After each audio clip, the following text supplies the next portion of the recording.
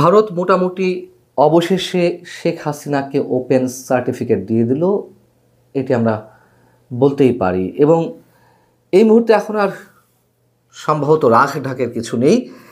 শেখ হাসিনাকে ফেরত দেওয়ার বিষয়ে ডক্টর ইউনূস সরকার যে ভারতের উপরে একের পর এক চাপ প্রয়োগ করে আসছিল কিংবা তাকে ফেরত দেওয়ার বিষয়ে অনুরোধ আহ্বান জানিয়ে আসছিল, তার কোনোটিতেই ভারত কখনো ভ্রুক্ষেপ করেনি, কোনোটিতে গুরুত্ব দেয়নি, আগ্রহ প্রকাশ করেনি, সেটি আমরা দেখে আসছি। এমনকি মানবতা বিরোধী অপরাধের অভিযোগে শেখ হাসিনার বিরুদ্ধে যখন আন্তর্জাতিক অপরাধ ট্রাইব্যুনালে তার মৃত্যুদণ্ডের সাজা ঘোষিত হলো, তারপরেও যখন আনুষ্ঠানিকভাবে চিঠি দিয়ে ভারতের কাছে শেখ হাসিনাকে পাঠানোর বিষয়ে অনুরোধ জানানো হলো, সেটিও আমরা দেখলাম ভারত অ্যাভয়েড করে গেল। তখন কি বলেছিল ভারতের পররাষ্ট্র মন্ত্রণালয়ের মুখপাত্র রণধীর জয়সওয়াল? তিনি বললেন যে বিষয়টি আমরা পর্যালোচনা করছি। শেখ হাসিনা ভারতে চলে যাওয়ার পরে 15-16 মাস পরে এসেও যদি বিষয়টি পর্যবেক্ষণের জায়গা থাকে, আমরা তখনই মন্তব্য করেছি যে ভারত শেখ হাসিনাকে ফেরত দিচ্ছে না, এটিও অ্যাভয়েড করে যাচ্ছে পুরোপুরি।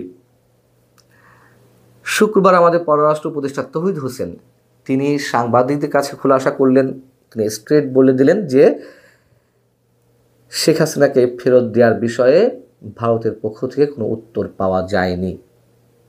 এর পরবর্তীতে এসে শনিবার আমরা যেটি জানতে পারলাম, ভারতে হিন্দুস্তান টাইমস লিডারশিপ সামিটে সে দেশের পররাষ্ট্রমন্ত্রী শ্রী জয়শঙ্কর তিনি স্পষ্ট করে জানিয়ে দিলেন, সাফ জানিয়ে দিলেন ভারতের মনোভাবের কথা, এবং শেখ হাসিনা যতদিন ইচ্ছে ভারতে থাকতে পারে তিনি স্ট্রেট সেই কথাটি বলে ফেললেন। অর্থাৎ সব কিছু ছেড়ে দেওয়া হয়েছে শেখ হাসিনার উপরে।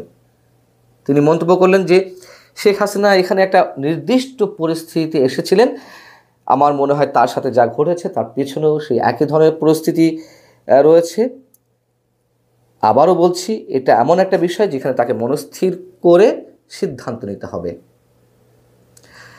তার মানে একদিকে ভারত বোঝাতে চাইছে যে শেখ হাসিনার সরকারের পতনের পেছনে যে গণঅভ্যুত্থান কিংবা আন্দোলন যাই বলি না কেন, আমরা তার পেছনে বাংলাদেশের অভ্যন্তরীণ এবং আন্তর্জাতিক একটা গভীর ষড়যন্ত্র ছিল, প্লট নির্মাণ করা ছিল, কোটা বিরোধী আন্দোলনকে সামনে রেখে এই অভ্যুত্থানের সৃষ্টি করা হয়েছে, একটা ম্যাটিকুলাস ডিজাইন ছিল।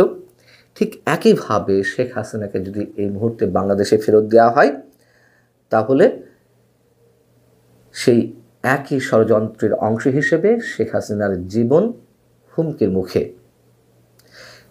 একই সঙ্গে ভারত এবং বাংলাদেশের মধ্যে যে প্রত্যর্পণ চুক্তি রয়েছে, সেই প্রত্যর্পণ চুক্তির একটি বিশেষ ক্লজ রয়েছে। যদি কোনো ব্যক্তি এই দুই দেশের মধ্যে এক দেশ থেকে আরেক দেশে আশ্রয় নিয়ে থাকে,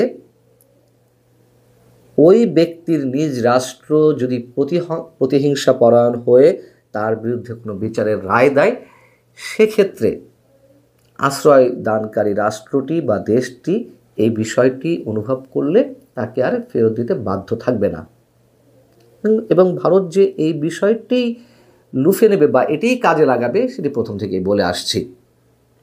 অন্যদিকে আরও যে বিষয়টি প্রমাণ হলো, শেখ হাসিনার প্রতি পুরো ভারতের অগাধ আস্থার বিষয়টি।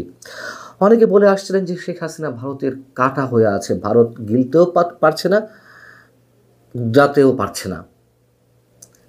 অনেকে কথা বলে আসছিলেন যে ভারত সম্ভবত তারা যে বিব্রতকর অবস্থায় পড়েছে, সেখান থেকে বিষয়টি কাটিয়ে উঠতে শেখ হাসিনাকে তৃতীয় কোনো রাষ্ট্রে পাঠিয়ে দিতে পারেন। কিন্তু প্রথম থেকে বলে আসছি, ভারত এর কোনোটিই করবে না। এমনকি কথাও অনেকে বলছিলেন যে ভারত শেখ হাসিনাকে ফেরত পাঠালে তার প্রতিবেশী রাষ্ট্রগুলো মনে করবে তার যারা বন্ধু প্রতিম অথবা বন্ধু রাষ্ট্র অথবা বিশেষ আস্থাভাজন ব্যক্তি, তার প্রতি ভারত বিশ্বাসঘাতকতা করতে পারে যদি কিনা ভারত শেখ হাসিনাকে ফেরত পাঠায়। এই মেসেজটিও যাতে না যায় প্রতিবেশী রাষ্ট্রগুলোর কাছে, ভারত সেই জায়গাটি বেছে নিয়েছে। হিন্দুস্তান টাইমস লিডারশিপ সামিটে বাংলাদেশের বর্তমান পরিস্থিতি, আগামী নির্বাচন নিয়েও প্রশ্ন উঠেছিল। উত্তরে আবারও সাফ জানিয়ে দিয়েছেন জয়শঙ্কর, তিনি বলছেন, বাংলাদেশে এখন যারা ক্ষমতায় আছেন তাদের থেকে আমরা শুনেছি যে আগে যেমনভাবে নির্বাচন হতো তা নিয়ে তারা অসন্তুষ্ট। সেটাই যদি হয় তাহলে সর্বপ্রথম তাদের স্বচ্ছ নির্বাচন করতে হবে। মানে আমরা যে বিষয়টি বলে আসছি বরাবর, যার কারণে আমাদেরকে ফ্যাসিবাদের দোষর বানিয়ে দেওয়া হচ্ছে এখন। শেখ হাসিনা সরকারের সময় যেমন আমরা বলেছিলাম যে অবশ্যই একটা ইনক্লুসিভ নির্বাচন চাই, সুষ্ঠু অবাধ একটা গণতান্ত্রিক প্রক্রিয়ার মাধ্যমে নির্বাচনটি অনুষ্ঠিত হোক। এখন যে নির্বাচনটি অনুষ্ঠিত হওয়ার সম্ভাবনা রয়েছে সেটিও তো সেই একই দায়। শেখ হাসিনা যেমন একতরফা নির্বাচন করেছিলেন, বিএনপি বা অন্য দলকে নির্বাচনগুলো থেকে বাইরে রাখতে তারা নানান ধরনের ডিজাইন তারা করছিল এবং সেভাবেই এগিয়েছে। এটিও তো তাই, আরেক ধরনের একতরফা। তখন যেমন বিএনপি এবং বিএনপি দলীয় জোট বা বিএনপি মনোভাবাপন্ন দলগুলোকে বাইরে রেখে আওয়ামী লীগ নির্বাচন করেছে, ঠিক একইভাবে আওয়ামী লীগ এবং আওয়ামী মনোভাবাপন্ন কিংবা আওয়ামী জোটভুক্ত অন্যান্য দল সেগুলোকে বাইরে রেখে নির্বাচন অনুষ্ঠানের একটা পরিকল্পনা করা হচ্ছে। অতএব সেই কথাটি আবার ভারত মনে করিয়ে দিয়েছে। দেখুন, একটি কথা মনে করিয়ে দিই, বাংলাদেশের গণতন্ত্রকে হত্যা কিংবা গণতান্ত্রিক অধিকার কেড়ে নেওয়া, ভোটাধিকার কেড়ে নেওয়ার জন্য ভারত অনেকাংশে দায়ী, এটি অনস্বীকার্য। তার কারণ শেখ হাসিনা 2014, 18, 24 যে নির্বাচনগুলো করেছে অবশ্যই ভারতের প্রচ্ছন্ন সমর্থনেই করেছে। প্রতিবেশী রাষ্ট্র হিসেবে ভারত যদি এইগুলোকে সমর্থন না দিত হয়তো এই নির্বাচনগুলো করা যেত না, অথবা নির্বাচন করে ক্ষমতায় টিকে থাকা সম্ভব হতো না। 14, 18, 24 তো 6 মাস থেকেই তারা চলে গেছে, 7 মাস।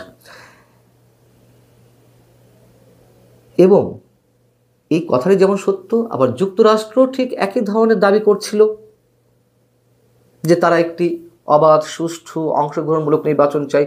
আমরা তখনও বলেছিলাম যুক্তরাষ্ট্র নিজের খেয়ে বনের মোষ তাড়াতে আসে না, গণতন্ত্রের সবক সব জায়গায় দেয় না, নিশ্চয়ই এর পিছনে কোনো উদ্দেশ্য আছে। উদ্দেশ্য যাই থাকুক না কেন, এই মন্তব্যও তখন করেছি যে অন্তত যুক্তরাষ্ট্রের এই যে চাওয়াটি, সেই চাওয়াটির প্রতি আমাদের সমর্থন রয়েছে। সেই একই কথা এখন ভারত বলছে। তাহলে ডক্টর ইউনূস সরকার কী করবে? ভারত নিঃসন্দেহে, আরও আগে থেকে বলে আসছি, তারা আওয়ামী লীগকে রেখেই এই নির্বাচনটি দেখতে চায়। এখন যদি প্রশ্ন করেন যে ভারত চায় তো আমরা কী করব, ভারতের চাওয়াতে তো আমরা কোনো ধরনের কর্ণপাত করব না, বলতেই পারেন। কিন্তু দেশটি তো ভারত যে মন্তব্যটি করেছে অথবা জয়শঙ্কর যে কথাগুলো বলেছেন সেগুলো যে শুধুমাত্র বলার জন্যই বলেছে, তাদের কোনো ডিজাইন নেই, তাদের কোনো পরিকল্পনা নেই, কোনো প্ল্যানিং নেই, তা তো নয়। কতটুকু সফল হতে পারবে কি না পারবে না এটি পরের কথা। দর্শক, ভারতের সাথে বাংলাদেশের বন্ধি বিনিময় একটা চুক্তি আছে। সেই চুক্তির আলোকে যে কোনো বন্ধিকে ভারত বাংলাদেশকে দিতে বাধ্য, কিংবা বাংলাদেশ ভারতকে দিতে বাধ্য।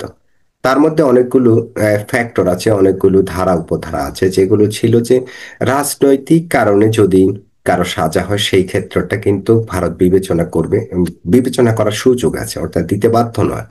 প্রিয় দর্শক, আসসালামু আলাইকুম। সাবেক প্রধানমন্ত্রী শেখ হাসিনা বর্তমানে ভারতে অবস্থান করছেন, এবং তিনি কবে ভারত থেকে বাংলাদেশে আসবেন এ বিষয়ে ভারত সরকারের কাছ থেকে একটা প্রতিক্রিয়া পাওয়া গেছে। আজকের এই আলোচনায় আমরা সে বিষয়ে কথা বলবো। গত 24 সালের 5 আগস্টে এক গণ অভ্যুত্থানে তিনি বাংলাদেশ থেকে ভারতে গিয়ে আশ্রয় নিয়েছেন, এবং ভারত সরকার তাকে সেখানে ভিভিআইপি মর্যাদা দিয়ে এবং এই সর্বোচ্চ নিরাপত্তা দিয়ে সেখানে তাকে রেখেছেন, এবং তাকে খুবই সম্মানের সাথে রেখেছেন, এতটুকুই আমরা জানি। সাম্প্রতিক সময়ে বাংলাদেশের আইসিটির আদালতে শেখ হাসিনার বিরুদ্ধে যে মামলা, মানবতা বিরোধী অপরাধ, সেখানে তারকে মৃত্যুদণ্ডের রায় দেয়া হয়েছে। এটা নিয়ে নানা বিতর্ক আছে আন্তর্জাতিক পরিমণ্ডলে। আহ, বিভিন্ন, বিশেষ করে জাতিসংঘ এবং বিভিন্ন আন্তর্জাতিক যে পরিমণ্ডল আছে, তারা নানা ধরনের প্রতিক্রিয়া দিয়েছে, এবং সারা পৃথিবীর তাবৎ মিডিয়ায় এই নিয়ে আলোচনা সমালোচনা হয়েছে। সাম্প্রতিক সময়ে বাংলাদেশের পররাষ্ট্র উপদেষ্টা তৌহিদ হোসেন তিনি বলেছেন ভারতের কাছ থেকে শেখ হাসিনাকে তারা চাইবেন, এবং তাদেরকে চিঠি দেওয়া হবে, এবং এর মধ্যে তাদেরকে চিঠিও দেয়া হয়েছে। সেই চিঠির জবাবের অপেক্ষায় আছে সরকার, কখন তারা অফিসিয়ালি সেই চিঠিটা দেবে বা কি প্রতিক্রিয়া তারা দেয়। তবে এর মধ্যে যেটা বলা হয়েছে সেটা হচ্ছে তারা এই বিচারের প্রক্রিয়াটা এবং বিচারের রায় নিয়ে ভারত পুঙ্খানুপুঙ্খভাবে পরীক্ষা নিরীক্ষা করছে, এবং তারা দেখছে এই রায়টা কতটা সঠিক হয়েছে, কিংবা এই মামলার প্রক্রিয়াটা সঠিক হয়েছে কিনা। যদি সঠিক হয় সে বিষয়ে তারা তাদের প্রতিক্রিয়া জানাবে, আর সঠিক না হলেও তারা তাদের প্রতিক্রিয়া জানাবে। এর মধ্যে আজকে এনডিটিভির সাথে আহ, এক সাক্ষাৎকারে এনডিটিভির এক সাংবাদিক প্রশ্ন করেছিলেন শেখ হাসিনার বিষয়ে, ভারতীয় সংবাদ মাধ্যম।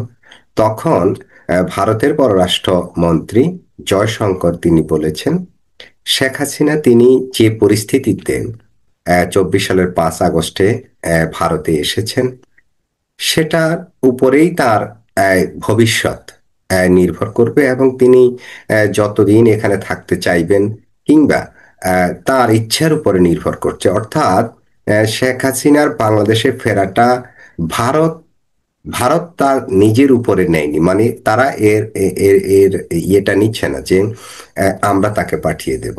ভারত বলছে তিনি সিদ্ধান্ত নেবেন, তিনি কখন যাবেন, কিভাবে যাবেন, এই সিদ্ধান্তটা তার উপরে থাকবে।